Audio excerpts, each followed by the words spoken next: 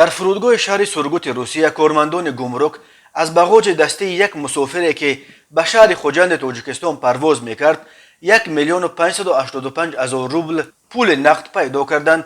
گروه مطبوعاتی گمرک ولایت تیومن روز 6 اپریل خبر داد که این مسافر در خط سیر سورگوت خوجند ثبت نام کرده توسط رورب سبز به سمت تالار پرواز راه سپار بود که او را کارمندان گمرک منع کردند. ایگور گلوزین سردار پاسگاه گمرکی سورگوت گفت در جریان پرسش دهانی معلوم شد که او با خود به جمهوری تاجیکستان مبلغ بیش از $10,000 امریکایی را برده ایستاده است. هنگام بازداشت طبق قرب بانک روسیه 745,000 روبل از پولهای با خود داشته این مسافر از معیار برای بردن پول اجازت داده شده بیشتر بود. در پی انجام نظارت گمرکی 840,000 روبل یعنی مبلغ برابر $10,000 امریکایی به این مسافر برگردانیدند، ولی 745,000 پول از معیار زیاد شده را مصادره کردند.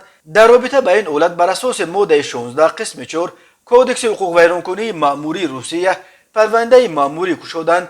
این پرونده علیه به دادگاه سپرده شده است. ماده 16 قسم 4 برای بدون اعلامیه از مرز اتحاد اقتصادی اوراسیا بیرون بردن مبلغ از معیار بیشتر همچون جزا و جریمه به اندازه از 50% تا 2 برابر مبلغ یافت شده و یا مصادره این مبلغ یافته شده را پیش بینی میکند. حکومت روسیه در پی اعمال تحریمات سنگین بین المللی بعد حمله نیروهایش به اوکراین انتقال پول به خارج این کشور را تحت نظارت شدید گرفت و خیلی محدود کرده است.